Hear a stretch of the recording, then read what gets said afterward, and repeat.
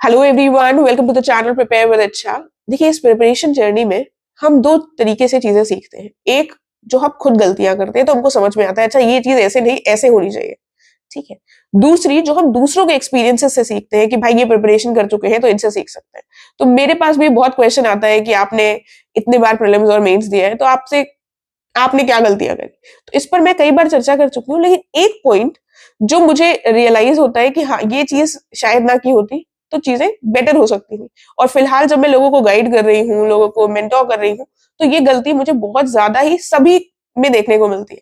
तो उसी पर चर्चा करेंगे। उससे पहले थोड़ा सा बैकग्राउंड बता दूं, अगर आप नए जुड़ रहे हो तो आपको पता होना चाहिए कि मैंने 7 से ज्यादा बार प्रीलिम्स क्वालिफाई किया है यूपीपीसीएस का, एंड 4 से ज्यादा बार मैंने इंटरव्यूज दिए हैं, यानी कि मेंस क्वालिफाई किया है। शो ऑफ नहीं कर रही हूँ, लेकिन बताना कई बार जरूरी हो जाता है ताकि आप मेरी बात को थोड़ा सा इंपॉर्टेंस दे सके, ठीक है। देखिए, जो ये गलती है वो है इंटीग्रेटेड प्रिपरेशन की। देखो, प्रीलिम्स और मेंस हमको साथ में लेकर चलना पड़ता है, लेकिन डे वन से हम लेकर नहीं चल सकते, ठीक है। हमें लगता है थोड़ा सा टाइम प्रीलिम्स की चीजों को समझने में, थोड़ा सा हम प्रीलिम्स के जो भी सब्जेक्ट्स हैं उनको समझ सकें, तभी तो हम मेंस को पढ़ पाएंगे। मेंस में भी तो वही सब्जेक्ट है, थोड़ा सा एक्सपैंडेड फॉर्म है, थोड़ा सा डिटेल फॉर्म है, ठीक है। तो स्टार्टिंग का 5-6 महीना ऑन एन एवरेज, वो 8 महीना भी हो सकता है आपके लिए, 4 महीना भी हो सकता है, थोड़ा सा प्रीलिम्स के सब्जेक्ट से अपने आप को एक्वेंट करिए, समझिए चीजों को। उसके बाद दोनों की प्रिपरेशन आपको साथ लेकर चलनी है, ठीक है। लेकिन ये बात लगेगा, अरे ये तो पता है हमको, इंटीग्रेटेड प्रिपरेशन तो हम बहुत जगह सुन चुके हैं, लेकिन हम करते नहीं है। मैं अपने उससे बताऊं तो जब मैंने प्रिपरेशन शुरू करी थी तो मैंने प्रीलिम्स को मुझे लगता था भाई मैं इतना पढ़ रही हूँ तो प्रीलिम्स में मेरे सारे 150 क्वेश्चंस क्यों नहीं सही हो रहे हैं। मैं ये नहीं सोच रही थी कि 150 क्वेश्चंस अगर सही हो भी जाएंगे तो मुझे उससे मिलेगा क्या। मुझे तो प्रीलिम्स क्वालिफाई ही करना है ना। मेरा स्टार्टिंग का व्हेन आई लुक बैक तो मैं रियलाइज करती हूँ उद्देश्य ही ये था कि मेरे प्रीलिम्स में ज्यादा से ज्यादा मार्क्स आए। वो उससे क्या हुआ, उससे कुछ नहीं हुआ, सिर्फ एक संख्या बढ़ गई प्रीलिम्स क्वालिफाई करने की, ठीक है। तो इसीलिए प्रीलिम्स को एक बार क्वालिफाई हो गया तो फिर आपके हाथ में अगर मेंस की प्रिपरेशन नहीं है तो वो बस क्षणिक खुशी बनकर रह जाएगा।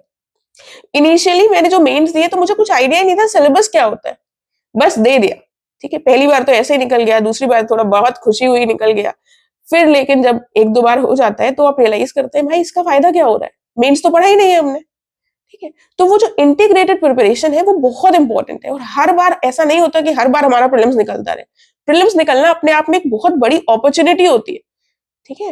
वो भगवान की दया से मेरा प्रीलिम्स हर बार निकलता गया, लेकिन बहुत लोगों को मैंने देखा है जिनका नहीं निकल पाता, और जिनका एक बार निकला उन्होंने एकदम से क्वालिफाई कर लिया, फाइनली सेलेक्ट हो गए। या फिर जिनका एक बार निकला और मेंस के लिए रेडी नहीं थे तो उनका वो निकलना भी बर्बाद हो गया, ठीक है। तो इसीलिए आपको करना क्या है, इस पर मैं चर्चा इसलिए कर रही हूँ क्योंकि अभी मैं देख रही हूँ कि लोग 25 वाले जो तैयारी कर रहे हैं, या फिर जो 24 का जिनका नहीं हो रहा है अच्छे से, वो 25 के लिए सोच रहे हैं। तो वो क्या सोच रहे हैं कि हम प्रीलिम्स करेंगे क्योंकि हमारा प्रीलिम्स नहीं हुआ, हमारा प्रीलिम्स इस बार नहीं हो पाया तो हम फिर से प्रीलिम्स ही करेंगे 25 के लिए। लेकिन ऐसा नहीं होता है। आपको सब्जेक्ट्स की जानकारी है, और ये वो टाइम है जब आपके पास कैलेंडर नहीं है, श्योरिटी नहीं है डेट्स की। अभी फिलहाल 2 महीने में तो एकदम से कोई पेपर नहीं करवा लेंगे ना, चाहे वो मेंस हो चाहे वो प्रीलिम्स। थोड़ा तो आपको टाइम देंगे फॉर्म भरने का, उसके बाद चीजें होंगी।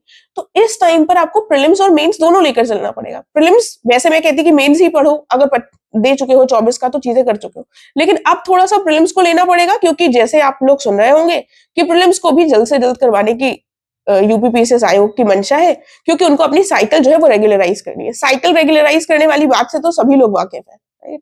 तो इसीलिए आपको इंटीग्रेटेड वे में दोनों चीजों को करना हो।